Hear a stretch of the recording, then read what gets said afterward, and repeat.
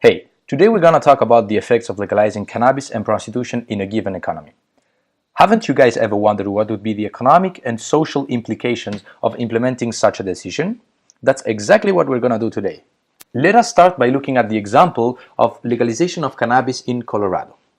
As most of you may already know, Colorado is a Midwest US state where recreational use of pot was legalized in 2012, providing us with 4 years of more than interesting figures for our study. The first and most direct effect will be an increase in the government's tax revenue coming from the tax on consumers. This will, at its turn, lead to an increase in the reserves. Here are some figures from Colorado's administration official website on legalization. As it can be seen, almost $22 million were raised in 2014 from cannabis taxation, and that same figure amounted to almost $30 million only 1 year later. Nevertheless, legalization is far from being an unlimited source of revenue for the government's pockets. Only in weed use healthcare-related expenses, the government spent $1.5 million. Law enforcement accounted for $1,400,000. Education on cannabis use costed the government almost another $1.5 million.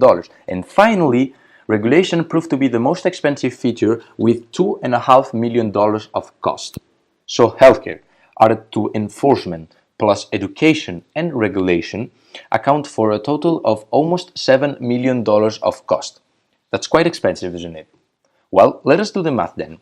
If you earn near $30 million and you subtract to them your $7 million of cost, you are left with close to $22.5 million of profit that the Colorado state government found itself to implement whichever policies they would like. Legalizing the use and possession of cannabis will surely disturb its market as well. Imagine this is the market for cannabis in a given economy before legalization. This would be our supply and demand curves, and this would be our market equilibrium with its correspondent price and quantity. Should a tax be applied, we would expect a shift upwards of the supply curve, resulting in a higher price but a smaller quantity. However, research also showed that in the short run, an element of social excitement will drive the demand curve upwards as well, resulting this time in both a higher price and a greater quantity. This may have good economic implications from the government's tax revenue collection perspective, but the number of users will surely go up as well. Here's a table showing the proportion of the adult population that consumes marijuana in a series of countries. Surprisingly enough, the Netherlands, a country known for its legal use of cannabis, is to be found with a relatively low figure of around 6 to 7%. This illustrates how the social excitement phenomenon really is of the short term, whereby with time, the Dutch people would have come to see cannabis as something as normal and accepted in their societies as cigarettes or alcohol could be.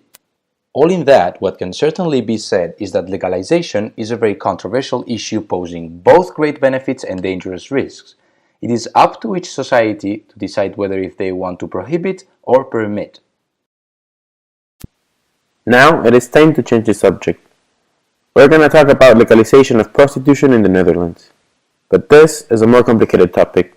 There are less economic factors we could use to show you the real impact of legalization in the economy. First of all, we're going to compare illegal prostitution with legal prostitution in the Netherlands. In one hand, we have legal prostitution. Consumption of legal prostitution accounts for 0.4% of Holland's total GDP, and it has been legalized in 13 different cities around the country. Legalization does not mean a rush into the regulation of this activity. It is completely the opposite. Dutch authorities make sure that sexual workers would have healthcare, a minimum age to perform this activity, the obligation to pay taxes, and regulations that tackle human trafficking. Now it is time to talk about illegal prostitution. It accounts for 500 million euros each year. It means 16% of the total consumption of prostitution in the country. However, together with illegal prostitution, it is proven to be the perfect cover for money laundering.